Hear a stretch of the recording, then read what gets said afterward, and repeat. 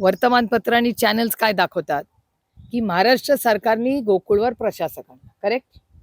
मग महाराष्ट्र सरकार आणि गोकुळ कोण आहे? एकच आहेत ना. ते सगळे एकत्रच काम करतात ना.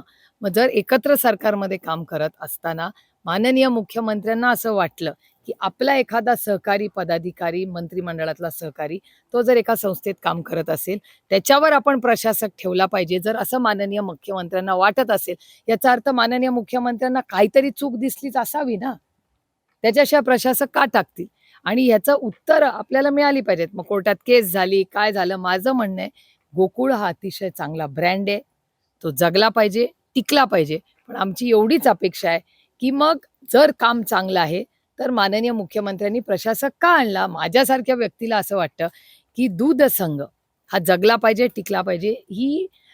ह्या सशक्त लोकशाहीमध्ये सगळ्यांना काम करायचा आणि मन मोकळं करायचा अधिकार आहे. पण काम करत असताना सहकार चळवळ ही शून्यातून या महाराष्ट्राने देशाला दिली आहे. कैलासवासी यशवंतराव चव्हाणांचं खूप मोठं योगदान राहिलं आणि त्याच्यानंतर अनेक पिढ्यांनी खूप कष्ट करून ही सहकार चळवळ जगवली, टिकवली आणि सगळ्या आपल्या शेतकऱ्यांची मालकी ठेवून त्यांच्या पदरात 2 पैसे पडले, त्यांची मुलं शिकली, चांगल्या गोष्टी आपल्या राज्यात झाला, विकास झाला आपल्या राज्याचा. पण अशा परिस्थितीत ह्या संस्था जगल्याच पाहिजेत आणि त्यांनी चांगलंच काम केलं पाहिजे. पण असं करत असताना मग ह्या दोन्हीपैकी एकाचं काहीतरी चुकतंय ना. दोघंही एकाच मंत्रिमंडळात आहेत. मग प्रशासक चालवणं चुकीचं का प्रशासक राजकीय? तुम्ही प्रश्न विचारला तो राजकीय आहे. ह्याचं उत्तर त्या दोघांनीच देऊ शकतात. त्याच्यामुळे ज्यांच्यासाठी काढून त्यांना प्रशासक ठेवला आणि ज्यांनी प्रशासकचा निर्णय घेतला, हे दोघंच याचं उत्तर देऊ शकतात. पण आमदार शिवाजी पाटील जे मुश्रीफांच्यावर आरोप करतायत ते अपक्ष असले तरी मुख्यमंत्र्यांचे अगदी निकटवर्ती आमदार म्हणून ते आहेत आणि ज्या पद्धतीनं ते इतक्या अग्रेसिव्हपणे तो सगळा आरोप करतायत ते पाहता कुठंतरी अप्रत्यक्षपणे हसन मुश्रीफ यांना देखील अडचणीत आणण्याचा हा प्रयत्न भाजपकडून किंवा एकूणच मुख्यमंत्र्यांकडून देखील होतोय असं म्हणायचं.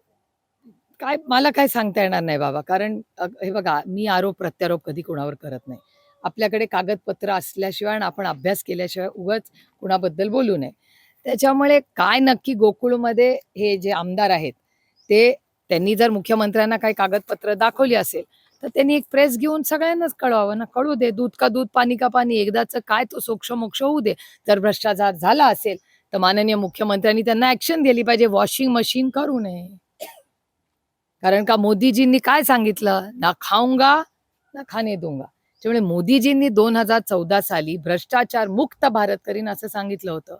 नाही तर आणखीन एखादी केस भारतीय जनता पक्षाच्या वॉशिंग मशीनमध्ये जाऊन साफ होणार असेल आणि त्याच्यात सर्वसामान्य शेतकरी भरडला जाणार असेल, तर ते आम्ही होऊ देणार नाही. शेतकऱ्याला अधिकार आहेत. त्या शेतकऱ्याला न्याय देण्यासाठी जी काही लढाई उभी करावी लागेल, ती सुप्रिया सुळे स्वतः उभी करेल.